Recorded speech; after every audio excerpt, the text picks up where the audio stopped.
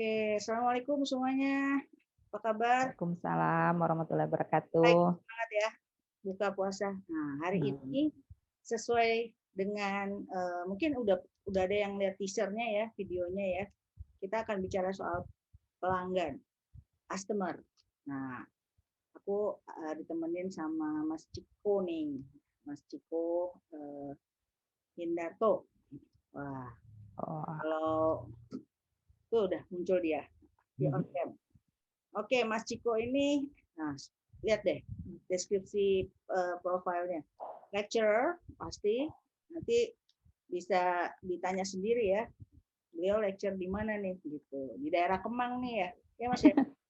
Terus researcher, coach dan storyteller. Aduh, lengkap, paket lengkap. Kalau mau bicara tentang pelanggan.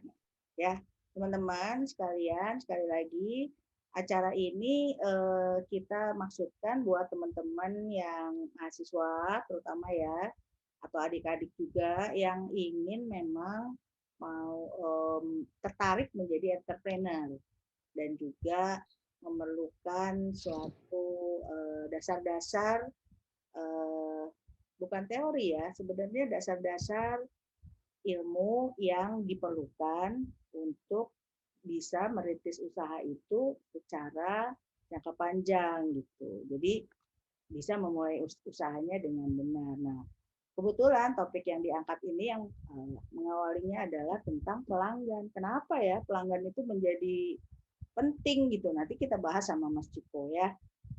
Nama saya tadi udah dikenalin, panggil aja Ami nggak apa-apa. Jadi ini topiknya hari ini tentang understanding customer is the key of the business. Gitu.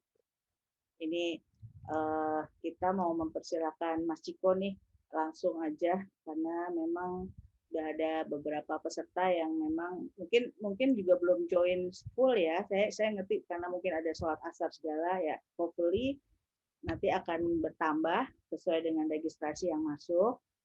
Oke, tapi kita explore bagaimana sebenarnya customer ini memegang peranan penting atau titik awal kita untuk melangkah merintis bisnis kita. Oke. Nah, Mas Ciko, silakan. Oke, saya bisa share screen? Ya, silakan Mas, bisa langsung.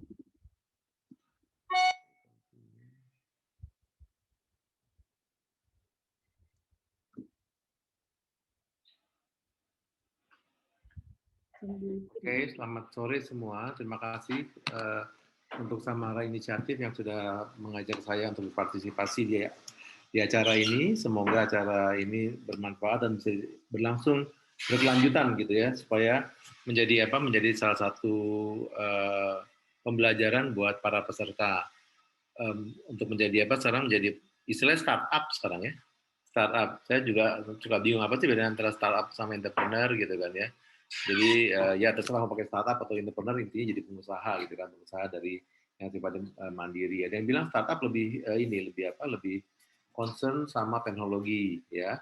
Ada yang bilang gitu juga. Tapi banyak juga yang saya lihat startup mulainya bukan teknologinya, tapi malah mungkin dari produknya, yaitu katakan bikin kedai kopi, bikin baju, dompet dan segala macam gitu ya. Nah, tadi saya terima kasih dikenalkan oleh Mbak Ami di sini, dan saya juga terima kasih pada para peserta yang sudah hadir ya. Saya akan mulai seperti tadi katanya Mbak Ami, kenapa konsumen yang pertama atau customer yang pertama hal ini menjadi bahasan di sini, karena apapun yang kita mau produksi nantinya, saya kalau sebut sebagai produk itu artinya bisa saya sederhanakan segala sesuatu yang kita tawarkan dari produsen kepada si konsumen. Ya, jadi di situ bisa juga artinya layanan, bisa juga berarti itu adalah lokasi gitu ya. Bisa juga itu berarti gagasan dan seterusnya. Jadi produk tidak selalu yang sifatnya berwujud. Kalau berwujud kita sebut sebagai barang misalnya ya. Ada barang, jasa, lokasi. Bahkan juga banyak yang menjual personal brandingnya gitu, misalnya menjadi seorang musisi, kayak misalnya kemudian menjadi seorang influencer gitu ya, dan dapat uangnya banyak juga. Jadi yang dijual sama dia pasti apakah dia jual layanan, apakah dia jual barang. Sebenarnya seringkali dia hanya menjadi endorser. Itu berarti ada unsur personal branding di sana. Ya, jadi kita Nah, pertanyaan sekarang, kok dia laku ya? Kenapa yang lain nggak laku? Kenapa ada yang laku? Kenapa ada yang nggak laku? Kenapa ada yang lain-lain laku? Kenapa ada juga yang lain ini nggak laku gitu-gitu aja gitu kan ya? Padahal sama-sama jualnya melalui sosial media, melalui Instagram misalnya. Nah, itu alasannya kenapa kita mesti tahu konsumen atau customer dalam hal ini siapa sih ya yang mau kita tuju. Jadi intinya begini, jangan sampai kita membuat suatu bisnis, melakukan startup, jadi pengusaha entrepreneur tadi ya sebagai wirausaha, tapi kita berorientasi pada produk. Karena biasanya kalau kita berorientasi pada produk, kita akan terlalu cinta sama produk kita sampai akhirnya ketika nggak ada yang beli, yang salah yang nggak beli gitu kan, dipersalahkan gitu. Orang-orang nggak ngerti barang bagus, jadi pada nggak beli produk saya gitu kan. Padahal sebenarnya dibalik dulu. Apa yang kita lakukan untuk konsumen itu adalah sesuatu yang sifatnya yang mereka perlukan. Ya, mereka perlukan apa, nanti kita bisa lihat dari presentasi saya gitu ya. Oke, tadi saya coba tukar nih antara apa itu kan konsumen dan apa itu customer. Sebetulnya seringkali memang dua istilah ini dipertukarkan gitu ya. Nah, kata dasar dari konsumen kalau di bahasa Indonesia adalah consumer ya, konsumen adalah pengguna. Jadi mereka yang mengkonsum gitu kan. Sementara customer dari kata custom mungkin jadi bisa diartikan juga secara bebas berarti kebiasaan gitu ya. Dan biasa membeli gitu ya. Kalau di bahasa Indonesia customer jadi pelanggan. Jadi ada pelanggan versus pengguna gitu ya. Kita bedakan sedikit walaupun pada ujungnya nanti bisa jadi orangnya sama ya. Jadi customer itu adalah consumer ya dan consumer itu adalah customer gitu ya. Nah, pertama kita mungkin lihat dulu customer itu kalau yang di baris merah ya adalah orang yang membeli produk ya. Jadi kalau misalnya gini, teman-teman di sini mau beliin kado ya, mau beliin kado ulang tahun buat katakan aja ini apa untuk Pacar, pacar. mamanya gitu ya, mau beli kado untuk mamanya. Nah, yang beli waktu mau belanja, waktu mau beli itu misalnya aja online lah, online gitu ya. Kemudian terus tanya sama teman, saya mau beli mama saya kado gitu kan, ya mau beli mama saya kado ulang tahun. Nah, tanya sama teman apa ya bagusnya ya diskusi kan, diskusi kemudian akhirnya diputuskan membeli katakan aja membelikan ibunya adalah ini kan ibunya lagi suka apa berkebun ya nanam tanaman beliin pot deh pot banyak yang lucu-lucu nih gitu kan dah beli pot akhirnya beli pot. Nah ini menarik karena yang jadi customer itu adalah si anak tadi gitu kan ya yang membeli kan anak tadi.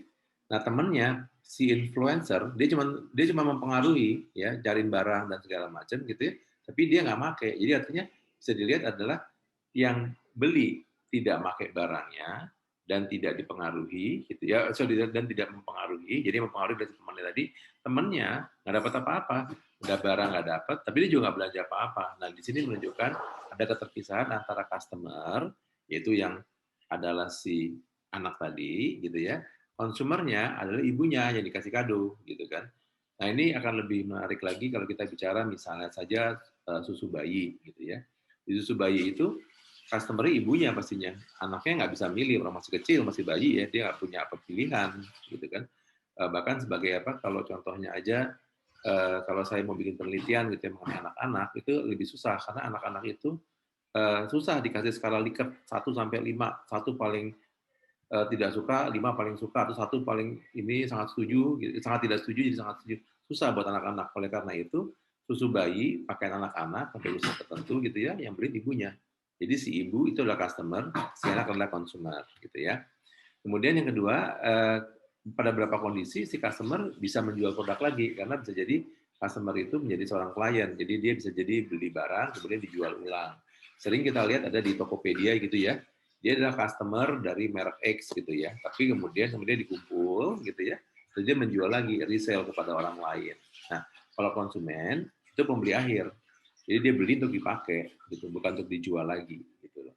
Ya, artinya dia membeli barang katakan aja kita ngelihat tadi ya, mungkin yang jual pot itu dia nggak bikin sendiri, dia beli dari perajin pot kali gitu ya. Nah, si anak yang belanja pot tadi itu dia beli dari si toko melalui katakan aja dari marketplace lah gitu ya, beli, kemudian dia kasih ke ibunya. Nah, si konsumen, si ibunya tadi setelah menerima pot tadi ya, dia ulang tahunnya itu dipakai untuk naruh tanamannya lah gitu ya misalnya. Nah, itu dia sebagai orang terakhir, dia tidak menjual lagi gitu ya. Dan kembali lagi di sini ada satu keterpisahan antara yang membeli dan yang menggunakan gitu ya. Nah, kalau ternyata yang membeli ini si anak itu merasa pas barangnya nyampe, oke kurang bagus ya, saya jual ulang deh, gitu kan, saya jual lagi, saya mau beli yang lain buat ibu saya untuk dari ulang tahunnya. Itu dimungkinkan karena dia adalah customer bukan konsumen akhir. Oke ya, ini cuma untuk supaya mengklarifikasi bedanya customer consumer, walaupun seringkali kalau teman-teman lagi misalnya lagi ya, toko buku beli bolpen gitu ya, bolpennya mau dipakai sendiri, berarti teman-teman adalah customer sekaligus konsumen gitu ya.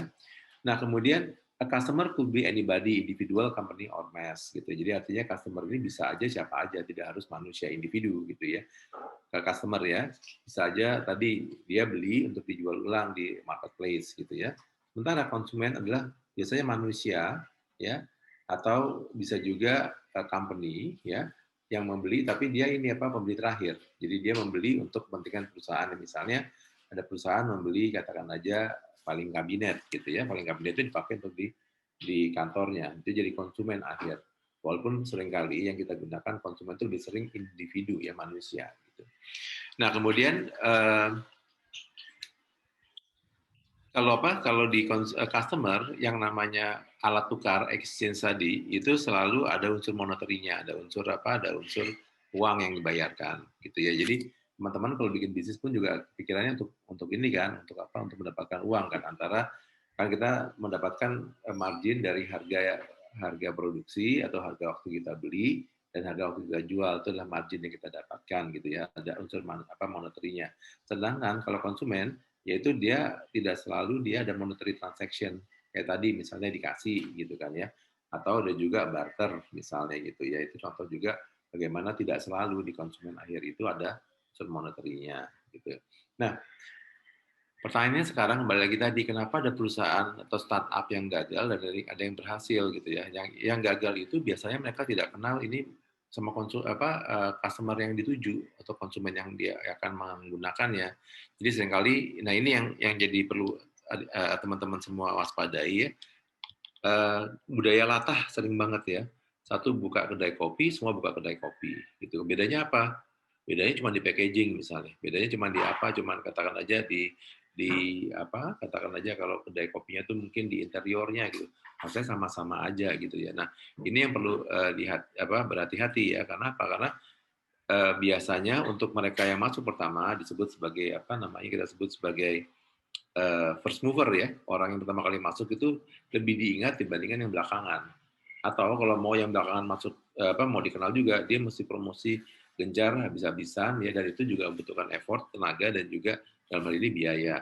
Oleh karena itu sebelum membuat produk atau memproduksi suatu atau mengaktifkan satu layanan, pastikan dulu customer memerlukan itu atau enggak ya gitu. Kalau customer nggak memerlukan, akhirnya jadinya nggak ada yang beli kan, nggak ada yang beli, bisnis nggak jalan. Padahal mesti terjadi ada unsur exchange ya, pertukaran antara apa yang kita tawarkan dengan apa yang diinginkan oleh si customer gitu ya. Nah, kenapa sesi ini jadi penting dari sesi yang lain? Karena tanpa adanya customer ya kita nggak bisa bisnis ya, karena kalau nggak ada customer kita mau jual apa dong gitu kan ya. Kita mau jual sesuatu yang customer nggak perlu gitu ya, misalnya sekarang ya, saya mau bikin bisnis baru misalnya. Saya mau bikin bisnis ya alat elektronik untuk membuka pagar gitu kan. Pagar kalau dari rumah dari luar rumah naik mobil pencet itu kan banyak kan tuh ya untuk alat membuka pagar dan segala macam. Nah, ternyata nggak laku gitu ya. Karena dia lupa gitu loh. Kalau di Indonesia ini banyak yang pertama adalah buka pagar sendiri, yang kedua adalah ini apa namanya klakson aja, terus ada orang keluar dari dalam rumah untuk membukain pagar, untuk membukain pintu. Jadi nggak perlu barangnya gitu. Barangnya sih memang idenya menarik ya, wah pagar bisa kebuka sendiri dan segala macam gitu kan. Tapi mereka pikir apa perlunya saya pakai ini gitu kan ya. Artinya kembali lagi yang teman-teman nanti akan jual atau yang sekarang mungkin ada beberapa yang sudah masuk ke bisnis ya, yang teman-teman jual itu adalah bukan barangnya atau bukan produknya atau bukan juga layanan dalam hal ini, tapi adalah solusinya. Ya, solusi apa yang diberikan kepada customer. Jadi customer itu membeli sesuatu karena punya masalah. Dia yang bilang gini, Mas, kalau misalnya customer beli barang ya katakan beli baju gitu ya, kenapa ada baju dengan bahan yang sama harganya beda ya? Padahal kalau dia bicaranya adalah untuk memisahkan masalah, masalahnya pakai baju kan. Ada masalah lain di luar fungsi soalnya. Itu berhubungan sama emosional dan atau experiential gitu ya. Katakan aja emosional adalah ketika mereknya adalah merek yang terkenal, bahannya sama dengan produk yang kurang terkenal, harga lebih mahal yang terkenal, kita beli yang terkenal. Kenapa? Karena bukan hanya unsur fungsi bajunya aja, tapi ada unsur gengsi, ada unsur kita sebut sebagai peer group ya, peer group dalam artian teman-teman pakai baju dengan merek yang seperti itu, saya juga pakai itu, gitu kan. Saya mau masuk ke golongan tertentu. Jadi masalahnya dia bukan cuma masalah yang berhubungan sama fungsi, tapi masalahnya adalah hubungan sama emosional, sama experiential. Nah, misalnya begini, pernah ada ya penelitian gitu ya, langganan ini deh, langganan musik streaming gitu ya, katakannya Spotify, Apple Deezer gitu ya, atau Apple Music gitu ya. Mungkin teman-teman masih bayar 59.000 gitu ya per bulan. Bisa dengerin lagu berjuta-juta lah. Saking banyaknya bisa denger setiap hari ganti lagu, terserah gitu. Karena kita udah langganan streaming itu. Nah, tapi ketika ada yang menjual streaming ini katakan 200.000, ada yang mau beli nggak? Ngapain beli 200.000? Yang lain 59.000 kok gitu kan. Dengan saya pakai 59.000, masalah saya terpecahkan. Yang dibeli adalah apa? Tadi yang dibeli adalah layanan untuk streaming musik. Tapi sekarang menariknya, ketika ada konser artis yang teman-teman suka, harga jual tiketnya juta-jutaan, kenapa dibeli juga? Padahal lagunya didengar cuma sejam 2 jam paling lama gitu kan. Kenapa kamu mau bayar juta-jutaan untuk nonton artis? Oh lain mas, gitu kan. Kalau nonton artis itu nonton konsernya artis. Sayangnya sekarang lagi COVID ya, jadi kita nggak bisa nonton konser. Tapi ketika waktu ada konser ya band Korea ataupun juga band internasional, banyak yang mau membayar sampai juta-jutaan gitu. Padahal membayar streaming dengan harga double aja, katakan dari 59.000 dibayar 100.000 nggak mau. Tapi begitu ada konser 2 juta gitu kenapa mau gitu ya. Kenapa? Karena ada experience. Jadi artinya kembali lagi, masalah yang dipecahkan dengan konser itu bukan cuma masalah mendengar musik, ada experience di situ. Ya, dan juga ada unsur yang lain yaitu kita sebut sebagai kelangkaan. Karena bisa jadi artis ini nggak datang lagi satu kali nanti. Nah, ketika kelangkaan timbul gitu ya, itu akan membuat suatu barang yang dianggap bernilai oleh customer jadi dia rela membayar lebih mahal gitu ya. Oke ya, ini adalah yang disebut sebagai empati ya. Bu Ani ada yang mau ngomongin? Enggak, tadi menarik sekali ya. Mungkin teman-teman juga yang baru gabung nih, Mas Ciko ya. Jadi Mas Ciko di segmen pertama itu benar-benar menerangkan sebenarnya kenapa customer itu paling penting gitu untuk merintis startup ya atau merintis bisnis sendiri gitu ya. Karena memang kalau nggak ada yang beli, nggak ada customer, terus bisnis kita kan nggak jalan ya. Nah, oke. Nah, terus yang kedua tadi juga Mas Ciko kasih ilustrasi nih teman-teman semua ya bahwa ternyata kalau customer beli itu pertama basicnya pasti ada functionnya yang akan dipakai ya Mas ya. Ya betul. Terus yang baru naik lagi apakah dia ada emotional benefitnya juga gitu ya, atau yang tadi ada experience-nya gitu. Nah ini kita masuk ke era experience nih teman-teman sekalian ya. Jadi sebenarnya kalau produk atau barang yang tangible itu memang nanti akhirnya harus dikemas, harus di mata customer itu bisa worth gitu ya. Gitu kan Mas Diko ya sebelum. Nah itu makanya kita mau mulai teman-teman bisa tanya ya lebih lanjut di chat aja karena kita mau masuk ke segmen yang kedua nih Mas Diko mau mengilustrasikan tadi gimana sih cara taunya yang customer butuhkan atau permasalahannya customer gitu. Silakan teman-teman mulai di chat aja pertanyaannya. Silakan Mas Ciko dilanjut. Dan sekarang yang menarik adalah kita tidak lagi bisa memisahkan antara fungsi ya tadi fungsi baju tadi ya, emosi dalam hal ini adalah suka merek tertentu gitu ya atau warna tertentu atau desain tertentu dan juga experiential itu jadinya kan udah jadi blend di satu orang itu. Ada yang membuatnya menjadi barang itu bukan lagi terus terang saya juga lagi ada startup sih Mbak Mi. Wah, mantul. teman bikin sneakers gitu kan ya. Oh, Kita memformulasikannya udah lebih dari setahun lah kita memformulasikan ini. Tapi barang belum keluar sampai hari ini karena kebetulan kita juga mencari konsepnya dulu. Jadi kita menggalinya ya ini kita kerjakan bukan sebagai full timer ya, sebagai part time meeting seminggu sekali, cuman ini aja. Kita mencari akhirnya yang kita buat adalah bukan sepatu. Yang kita buat bukan ya memang sneaker adalah yang kita jual, tapi yang kita jual bukan sneaker, tapi adalah maknanya gitu ya. Kalau pakai sneaker ini gitu ya, sneaker yang buatan kita itu dia akan ada unsur berbeda gitu ya, dibandingin kalau dia pakai sneaker yang lain. Kita sneaker lokal ya, kita desain segala memang ada yang mengurusi, tapi kita mungkin untuk kita mengkomunikasikan ini, kita mesti mengkomunikasikan seperti apa, jangan sampai nanti kayak ya sekedar sepatu, ya sekedar alas kaki gitu kan ya.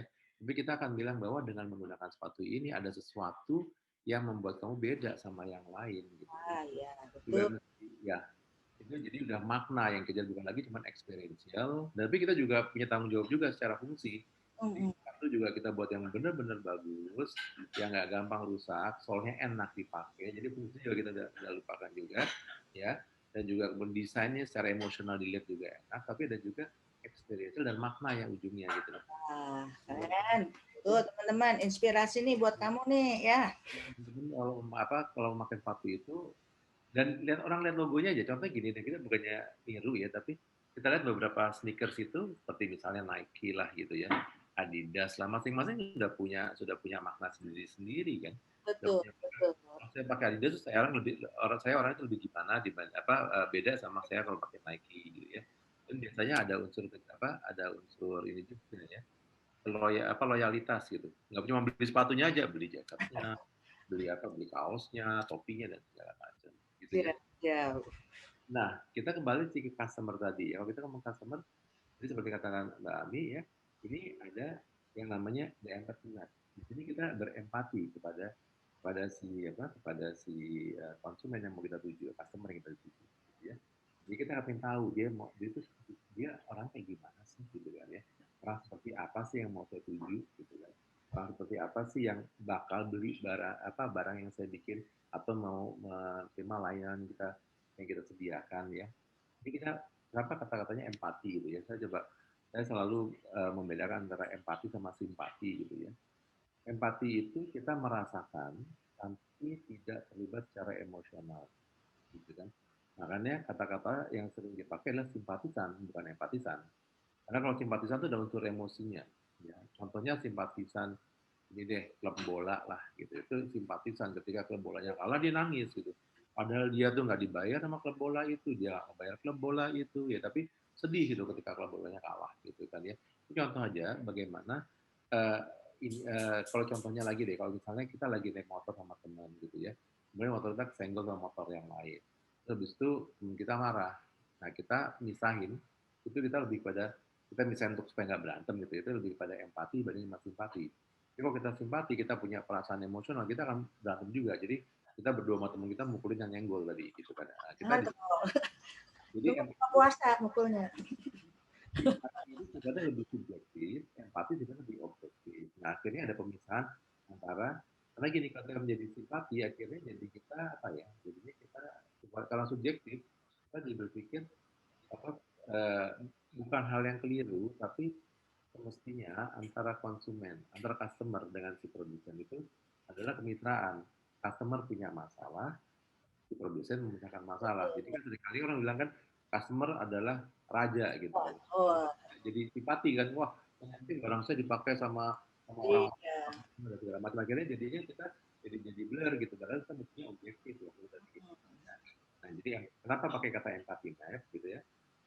Kenapa pakai peta empati dalam hal ini? Karena tadi kita mesti objektif juga dalam menilai. Jadi dan kalau bisa nanti kita juga masuk ke slide berikutnya, jangan dilakukan empati map ini seorang diri, karena kita akan menggunakan cara yang kita sebut sebagai brainstorming dengan teman-teman yang lain, karena kita mesti melihat sudut pandang yang lain juga gitu ya. Khawatirnya kita ada pandangan yang sudut pandang yang hilang atau ya. Betul. Jadi nggak apa kita punya partner lah. Oleh karena itu idealnya dalam startup itu nggak sendirian ya. Kalau sendirian akan sulit karena berarti dia mesti apa ya, mesti multi skill, multi apa Betul. orang gitu. Nah, ini ininya ya. Ide bisa dari satu orang, tapi kembali lagi kita sering mendengar gitu ya, dengar yang idenya itu adalah sesuatu yang saya mau bikin Facebook Indonesia, nggak usah, ngapain bikin Facebook yang gaya Indonesia, udah ada kan pakai aja gitu kan. Ini kalau ini kita mau bikin ini gitu. Karena saya pernah punya pengalaman juga dengan teman yang bikin streaming apa, streaming service. Oh, bikin streaming Indonesia aja cuma gitu kan. Akhirnya gagal gitu kan. Gagalnya bukan karena apa, mereka tadi kembali lagi ke premis yang pertama, mereka lihatnya adalah produknya dulu gitu ya. Iya, betul. Pelanggannya itu siapa gitu kan ya. Ya. Kebetulan saya pernah tadi kan saya bilang adanya kenapa saya storyteller ya, karena saya suka ngomong pertama gitu kan ya. Iya, Apakah seru. benar, apakah saya dulu juga pernah di radio gitu kan. Di radio saya bukan sebagai penyiar, tapi saya sebagai host. Karena menjadi penyiar itu juga challenging kalau buat saya pribadi, yang lain mungkin bisa ya. Kenapa? Mereka mesti bicara seorang diri kan dia. Kalau saya host itu saya membawakan satu program, ada tamu selalu. Nah dari situ saya tertarik. Saya sebut aja brand nggak apa ya. Saya pernah jadi penyiar di radio iRadio, gitu kan. Nah iRadio itu dia waktu memilih pelanggan dia lumayan berhasil ya awalnya. Saya nggak tahu sekarang juga radio yang ini juga pendengarnya banyak ya, karena dia emang spesifik cuma lagu Indonesia, gitu kan. Nah dalam perjalanannya ternyata ada hal-hal yang akhirnya mereka harus bernegosiasi gitu kan.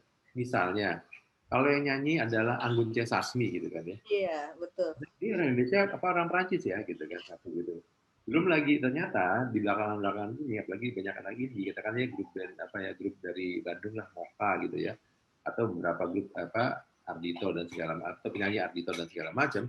Mereka nyanyi dalam bahasa Inggris. Dia orang Indonesia yang dalam bahasa Inggris. Jadi lumayan menarik juga nih. Sekarang apakah kita radio itu adalah untuk penyanyi Indonesia dengan bahasa apapun gitu ya, atau penyanyi dari atau cuma harus bahasa Indonesia. Ini menarik juga ya. Jadi artinya waktu kita mendefinisikan bisnis ini kita juga mesti mesti spesifik tapi juga cukup fleksibel gitu. Itu contohnya kenapa tadi saya bilang memilih pendengar dalam hal ini adalah radio tadi, atau memilih customer itu adalah hal yang paling challenging dan itu harus dilakukan di awal gitu loh. Jadi jangan berubah-ubah. Makanya nanti ada yang namanya persona ya, dia jangan juga persona ya. Oke. Di empathy map ini ada 6 ya. Yang pertama adalah apa yang mereka pikir dan rasakan. Jadi ini bicara dengan satu yang sifatnya abstrak tadi ya. Apa yang mereka sudah pernah tahu gitu ya. Nah, kalau zaman setiap kohort, setiap generasi pasti punya kenalan terhadap produk beda-beda gitu ya. Saya mau ngasih contoh makanan kan lagi puasa ya, jadi saya jangan ngomong contoh. Apa lagi? Udah kuat kok ya teman-teman ya, tinggal bentar lagi. Tadi saya sebut merek gitu ya. Ada merek minuman namanya Mogu-Mogu ya, tahu ya? Mogu-mogu. Iya, itu ada ini. Dia ada kayak apa ya, minumannya rasa macam-macam gitu. Saya nggak pernah lihat iklannya gitu ya. Itu orang pada tahu semua. Zaman waktu itu masih pakai model iklan mass media ya. Tapi sekarang sih udah nggak lagi. Sekarang saya juga suka heran gitu, banyak produk yang orang pada tahu, followernya di Instagram, di Facebook banyak banget, tapi nggak pernah beriklan. Oh, ternyata sekarang udah berubah ya gitu. Jadi think and feel di sini nih orang berpikir lagi sekarang gini. Kalau dulu kalau kita ngelihat di rak supermarket ada 2 brand, ada 2 merek. Sekarang ada nama baru loh, brand itu Mbak Ami. Apa Mas? Jenama namanya. Ya. Oh gitu ya. Ada bahasa Indonesia loh. Ada bahasa Indonesia bukan merek tapi jadi jenama kalau gitu lah. Nah, ada 2 produk dengan jenama yang beda gitu ya. Pasti kita akan beli sesuatu yang pernah lihat iklannya dulu. Dari iklannya saya beli ini, kenapa? Karena lebih secara di bawah sadar lebih kredibel gitu kan. Lebih kredibel kenapa? Karena dia beriklan. Berarti kan dia punya modal dong untuk membuat orang jadi tahu. Sebenarnya satu lagi dengan harga lebih murah gitu ya. Itu malah nggak dibeli karena nggak pernah produknya gitu kan ya. Atau mereka. Think and feel ini sekarang berubah di zaman teman-teman sekarang ini, bukan lagi kita lihat dari iklan, tapi kita lihat dari hal yang dulu tuh nggak pernah terjadi, tapi sekarang terjadi adalah dari like, dari follower, ya, Kalau like-nya banyak gitu ya, atau bintangnya banyak gitu ya, itu menunjukkan oh ini percaya nih gitu kan. Ini jadi think and feel-nya berubah. Kalau dulu kita ngelihat dari referensi dari iklan gitu ya. Sementara kalau sekarang kita lihat dari likes sama stars-nya gitu kan. Mungkin ada satu hal yang menarik, saya pernah nonton film judulnya Black Mirror ya. Itu dari salah satu streaming TV. Itu film mengenai teknologi dan segala macam ya, film drama sebenarnya, tapi setiap episode itu beda-beda cerita gitu ya. Ada hal yang menarik di situ, dan itu sebenarnya seperti semacam kayak satir gitu ya. Orang itu bisa bergabung di satu pesta tergantung sama berapa bintangnya dia. Jadi kalau dia bintangnya turun, itu dia boleh masuk pesta itu tuh sebenarnya satu hal yang satir ya, bercandaan, tapi menurut saya menarik juga. Jadi value-nya seseorang, kredibilitas seseorang dan segala macam dinilai dari seberapa banyak like gitu loh. Karena kondisinya teman-teman pasti akan bermain di think and feel-nya dari like-nya atau kemudian star gitu kan ya, rekomendasinya dibaca gitu kan ya. Bahkan di banyak marketplace juga hal yang sama kan. Kita lihat nih, dia paling like gitu ya. Kadang-kadang kita akhirnya udah deh kita ambil yang harga lebih mahal nggak apa-apa, tapi dia banyak like-nya nih. Gitu. Betul. Soalnya unsur trust ya. Iya, soalnya ada unsur resiko kan. Jadi kalau kita ngomong think and feel di sini bukan hanya berhubungan sama matematika rupiahnya gitu. Ada juga yang non finansialnya, psikologi gitu kan. Misalnya ketika saya beli gitu kan ya, ada teman kita ya Mbak Ami ya yang spesial meneliti mengenai regret, rasa menyesal gitu kan ya. Wah ini lebih murah nih, saya beli deh, terus dia regret gitu kan. Ternyata regret itu lebih mahal dibandingkan dengan kalau dia bayar produk lebih tinggi harganya gitu kan. Betul. Di sini bicara sesuatu yang sifatnya logis dan juga perasaan. Ini kayaknya bagus hari ini daripada ini deh. Yang saya dulu sempat khawatir, tapi ternyata pada kenyataannya gugur adalah gimana ya orang kalau beli secara melalui marketplace kan dia nggak ngeliat barangnya ya, gitu kan. Tapi think and feel di sini bicaranya lebih kepada tadi cara mengukurnya dari si likes, komen dan segala macam. Iya, Kemudian itu ya, cues-nya ya. Iya, itu ternyata. Ya, saya orang yang masuk belakangan dalam hal belanja online gitu loh, karena saya adalah orang yang sangat fisikal, harus melihat barangnya, apalagi kalau barangnya harganya di atas sekian rupiah gitu kan, ya saya akan lihat pegang bener nggak gitu kan. Oke. Nah makanya di Indonesia kan kita nggak pernah ada yang namanya mail order kan, ya karena kita nggak pernah tidak pernah belanja melalui surat zaman dulu, tapi melalui online ini sangat jalan ya, bahkan kita tahu berapa ini besar ya, marketplace besar itu semakin besar aja.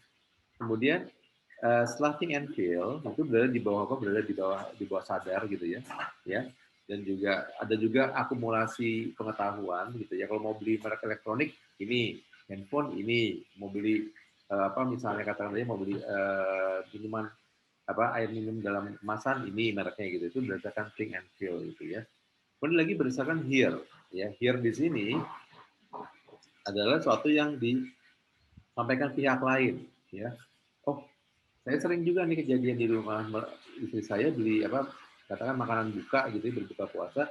Kamu tahu dari mana nih? Saya bilang gitu kan.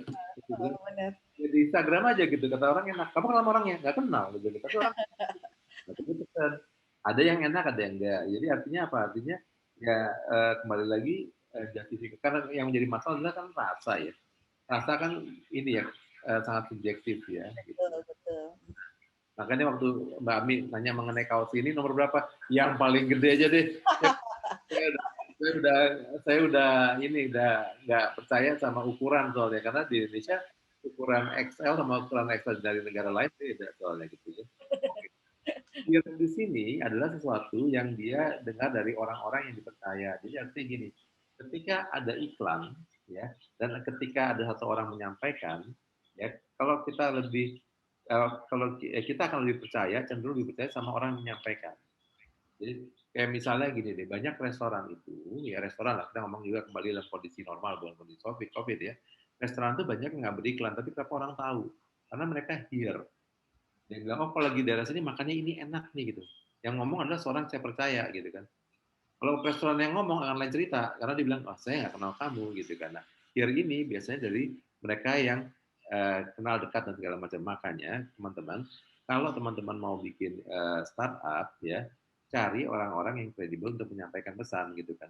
Ini intinya sih influencer. Jadi kenapa bilang, oh saya percaya sama orang ini, dia nggak mungkin bohong gitu kan. Ya. Jadi saya kalau dibikin, bahkan ada yang mungkin produknya nggak tahu, tapi karena yang ngomong si ini, saya ikutin lah gitu kan, karena saya udah percaya sama dia. Nah, itu bisa jadi biar gitu ya. Jadi kita juga mesti ini. Nah, berita yang disampaikan adalah berita yang sifatnya mesti believable, ada trustworthy dan segala macam. Kemudian apa yang dilihat? Nah, kalau kita lihat ya, here sama see ini adalah sesuatu yang sifatnya berhubungan dengan panca indera. Apa yang dilihat ya, seeing is believing. Saya ambil contoh mungkin bangsa Jepang gitu ya. Bangsa Jepang itu kalau mereka itu kalau mau makan gitu ya, mereka dari mata turun ke lidah, dari mata turun ke hidung, hidung turun ke lidah. Makanya kalau di restoran Jepang ya banyak mock up makanan. Jadi mereka bikin pakai resin gitu ya. Nah, kalau gambarnya, kalau bentuknya seperti itu kan 3 dimensi ya, bukan foto ya. Karena 3 dimensi mereka tahu, nanti mereka waktu pesan, mereka ada ekspektasi dapetnya seperti itu. What you see, what you get gitu kan ya. Nah itu mereka udah punya ini lah, udah punya. Nah yang kedua, waktu dia datang makanannya nggak langsung dimakan, kemudian dibaui dulu, fresh apa enggak, baunya enak apa enggak. Baru mereka yang terakhir adalah yang ketiga. Nah artinya mata itu sangat kuat, artinya waktu kita ini pentingnya kenapa image ini dibuat gitu ya. Kalau kita cuma foto dengan kamera handphone gitu ya, itu juga kita perlu yang lebih profesional deh, pakai kamera profesional yang segala macam. Kenapa? Karena tampaknya si barang tadi ya, what yang di sini adalah what market offers ya di sini dalam hal ini ya. Mengenai si barang tadi itu membuat orang jadinya punya appetite untuk beli gitu ya. Jadi apa yang dilihat sama dia itu mempengaruhi, dan di antara semua panca indera mata adalah yang paling kuat gitu kan. Jadi mata paling mempengaruhi lah. Dan orang Indonesia ya kita banyak lompat, dalam artian banyak lompat artinya kita lebih suka budaya menonton dibanding dengan budaya membaca gitu. Makanya kita yang namanya visual jadi penting. Visual sih visual barangnya, siapa yang make gitu ya. Maka tadi friends tadi ya, teman diperlu, oh teman pakai ini, oh teman menggunakan ini segala macam, itu menjadi penting. Ya. Oke, jadi artinya di sini kalau kita memilih satu customer, kita juga mesti pikir apa yang mereka lihat, apa yang mereka dengar, apa yang kira-kira mereka pikir dan rasakan, dan terakhir adalah apa yang mereka bilang dan lakukan. Ya, ini adalah kondisi yang tadi kalau dia puas dengan produk kita, dia akan say the good things, dia akan cerita yang baik dan akan didengar sama orang lain dan akan dilihat sama orang lain. Nah, artinya di sini apa? Ini kembali ke pepatah zaman dulu, ya. Sekali langsung ke ujian orang nggak percaya gitu. Nanti kalau kita melakukan sesuatu harus bagus terus menerus dan semakin hari semakin meningkat mutunya gitu ya. Kenapa? Jadi mutu itu adalah hal yang jangan bukan sesuatu yang bisa kompromisasi gitu ya. Jadi jangan kompromi sama mutu, karena ketika mutu kita kurangi itu akan jadi hal yang buruk ya, didengarnya dan dilihatnya. Ya jadi yang era sekarang udah nggak bisa main-main pakai mutu ya Mas ya. Udah, pokoknya mutu tuh udah segini, mau harganya mau lebih affordable atau apa ya mutu ya udah segitulah gitu. Udah ada standarnya kan, tuh kita kalau di perjalanan marketing tuh point of parity. Iya, point of parity-nya gitu ya. Oke. Kalau saya misalnya sekarang gini deh, yang agak customize lah gitu. Sorry kalau saya kembali ke minuman ya, karena contohnya ini paling inilah ya. Karena ada beberapa minuman itu kita bisa customize, yang mengertian gulanya sedikit aja, es banyak dan segala macam, itu sekarang bisa di customize gitu kan ya. Itu artinya kalau sekarang saya ke ke satu kedai kopi gitu ya, kalau kopi masa kini lah gitu ya, itu kalau si kedai kopi itu bilang, oh nggak bisa, udah standar gulanya, pasti langsung udah udah nggak model sekarang, harus bisa juga seberapa manisnya, seberapa dinginnya dan segala macam gitu loh. Ya, jadi itu juga bagian daripada yang harus juga menjadi benchmark. Jadi benchmark itu akan selalu akan berhubungan sama si customer kita tadi itu. Dulu orang nggak peduli, tapi sekarang ketika ada pilihan yang lebih menyenangkan buat mereka pilih itu. Can do. Nah, do di sini apa yang mereka lakukan? Banyak orang yang misalnya tadi pakai baju dengan merek besar-besar gitu, untuk apa? Untuk menunjukkan bahwa contoh saya pribadi lah, saya itu penggemar t-shirt. Jadi t-shirt sebetulnya itu adalah sesuatu yang berhubungan sama definisi diri. Saya adalah siapa gitu. Dan saya pernah bikin penelitian juga, ini menarik karena saya kebanyakan penelitian mengenai musik gitu ya. Ternyata orang tuh lebih suka pakai baju, ya pakai kaos, ya, itu yang gambarnya band dibandingin sama penyanyi solo. Oh iya, benar. Itu penelitian itu ya sebenarnya. Makanya orang pakai kaos gambarnya, ada beberapa yang enggak ya, kayak misalnya Iwan Fals. Iwan kan pakai kaos Iwan Fals oke gitu ya. Tapi kalau dibandingin sama semuanya, band lebih banyak dipakai kaosnya. Apakah itu logo band, apakah gambar band berempat, atau segala macam gitu. Jadi kalau kita bicara ke misalnya Dewa lah, Dewa 19 atau Dewa inilah ya. Ketika pakai kaos gambarnya Dewa itu lebih banyak orang kaos pakai gambarnya Dewa dibandingkan kaos gambarnya misalnya Andra lah pemain gitar atau Ahmad Dhani lah gitu. Ya kayak lebih ini contoh aja bagaimana yang namanya produk itu sebenarnya adalah kalau di bahasa consumer behavior extended self. Jadi sesuatu yang yang merupakan cerminan diri sebenarnya gitu. Oke. Ini ada 4 hal yang berhubungan sama si manusianya, sama si tokoh kita yaitu si customer, dan ada pain sama gain. Nah, pain ini adalah sesuatu yang harus kita sembuhkan. Pain di sini adalah masalahnya dia apa, ya. Jadi kita mesti memecahkan masalah ini. Kalau kita nggak tahu pain-nya, kita nggak bisa memberikan solusi kepada mereka. Gain-nya adalah sesuatu yang mereka anggap bisa membuat mereka lebih baik gitu ya. Kalau kita tidak bisa membuat mereka lebih baik, ya mereka akan beli juga. Kita ambil contoh kali ya Mbak Ami ya. Boleh Mas. Nah, contohnya ini ya, saya ambil contoh ini dulu ya. Ini ada seorang dia mau masuk sekolah S2 gitu ya. Dia pengennya apa? Dia ternyata dia penyakit, bisa nggak masuk ke S2 ya. Kalau saya ambil MBA nanti saya bermanfaat nggak buat sekolah, buat diri saya ya, buat pekerjaan saya ya.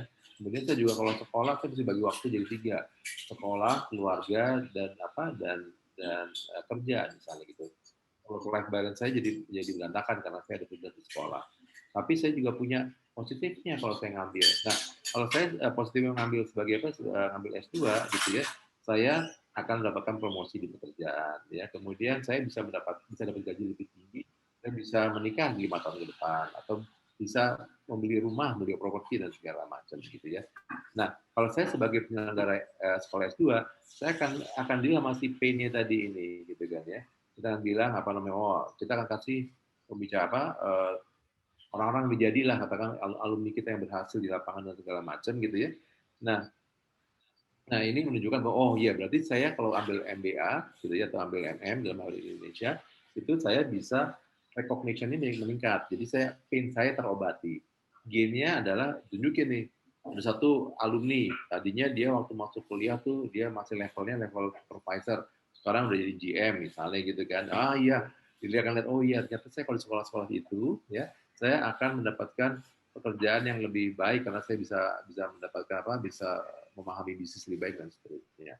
Nah, ini adalah contoh aja bagaimana dari PNG. Berarti Mas Ciko, berarti ya kalau aku pengen buat startup ya, nih buat teman-teman juga ya, dari seluruh think, feel, hear, see, say, and do gitu ya, kan kita dapat insight nih ya dari customer. Akhirnya kita bisa memprofile customernya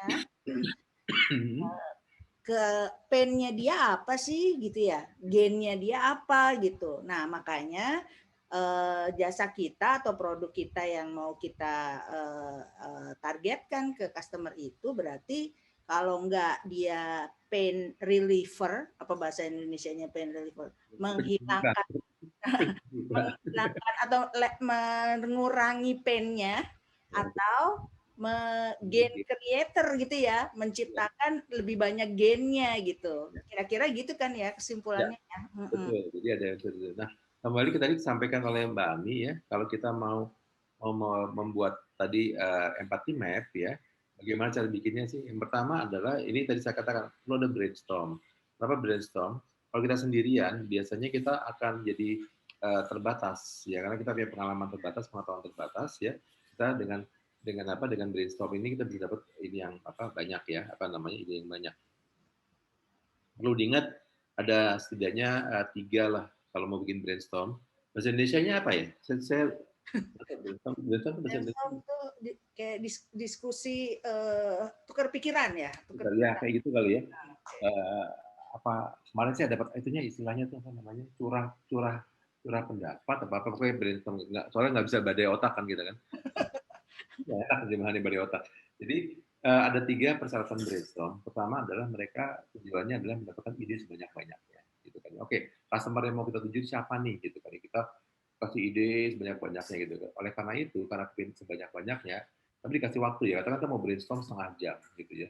Jadi brainstorm itu nggak bisa lama-lama jadi turun soalnya ya. Jadi mesti kasih waktu. Dan kalau bisa waktunya challenging 15 menit, 10 menit gitu ya kita brainstorm.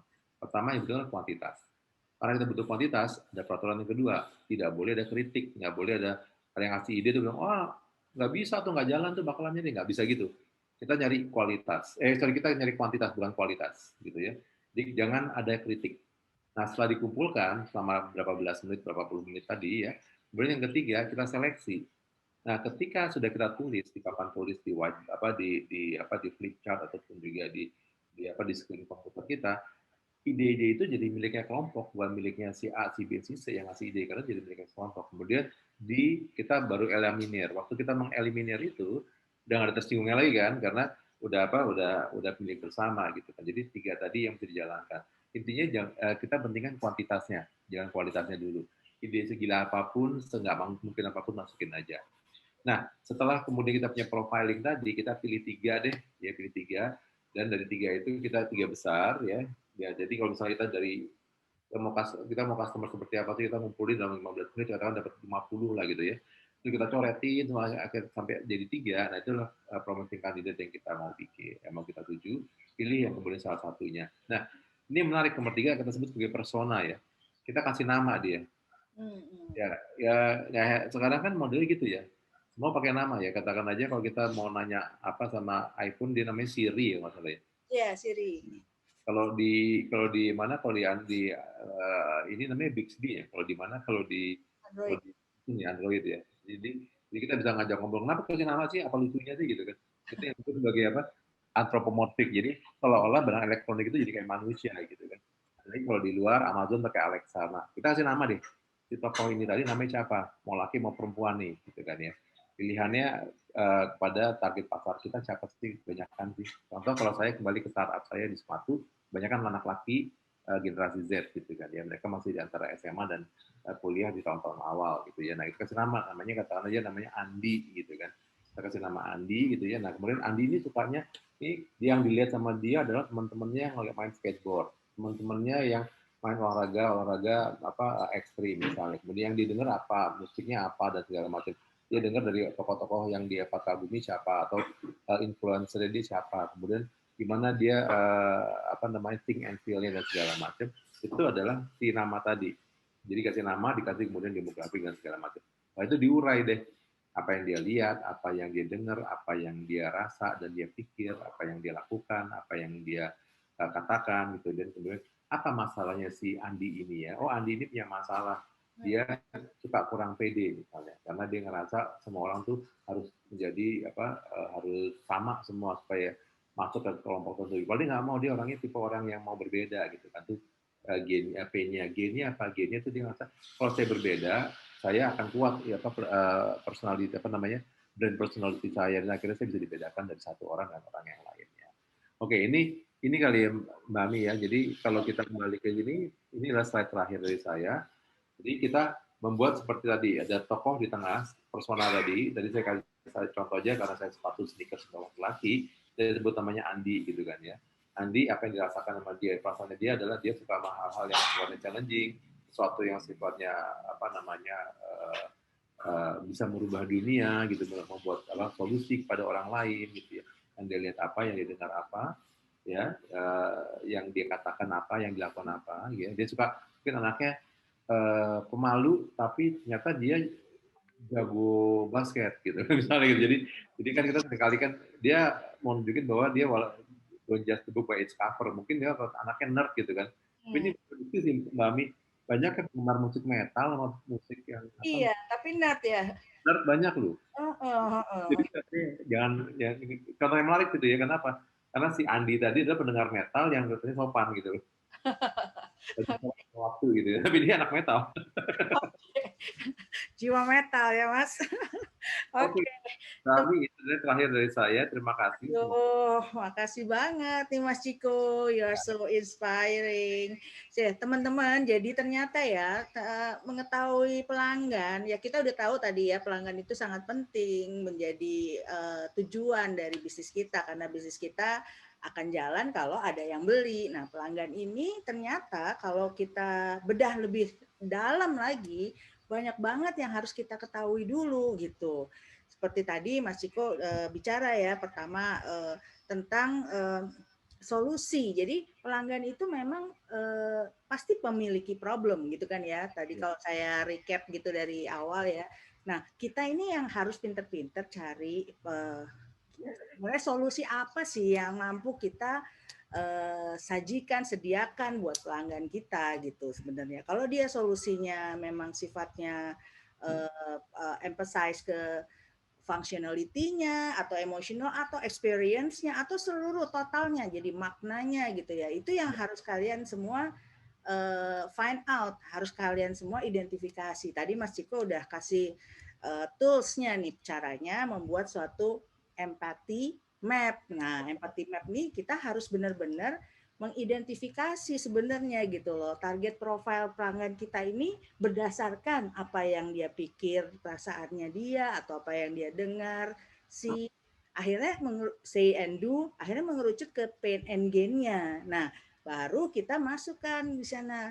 So, solusi kita ini apakah tadi yang kita bersama simpulkan apakah ini bersifat menambah gain-nya atau mengurangi pain-nya gitu. Dan itulah sebenarnya yang dibutuhkan pelanggan sebenarnya ya.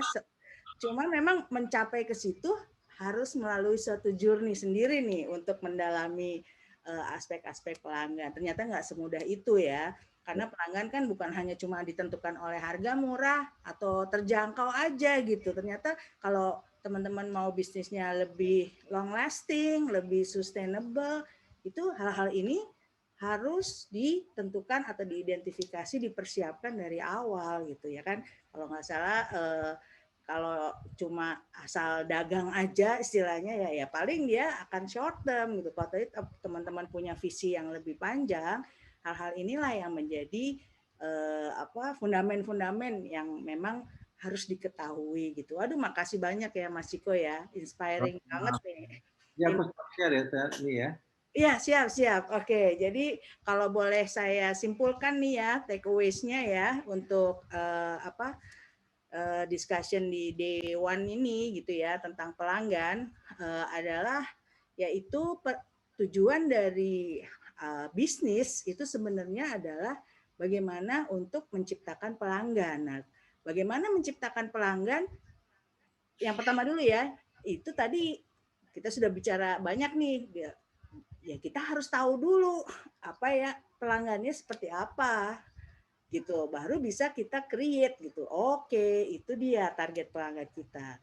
Nah, ternyata nggak end up dengan meng-create pelanggan aja tapi juga di mana pelanggan itu yang akan nanti meng-create lagi lebih banyak customer ke kita gitu kan. Nah, hal-hal itulah yang sebenarnya sangat simple tapi itu sangat sering dilupakan gitu sama teman-teman. Makanya memang nggak apa-apa kalau mulai startup dan kecil dulu, tapi firm basis pelanggannya kecil nggak apa-apa, nggak harus langsung gede gitu.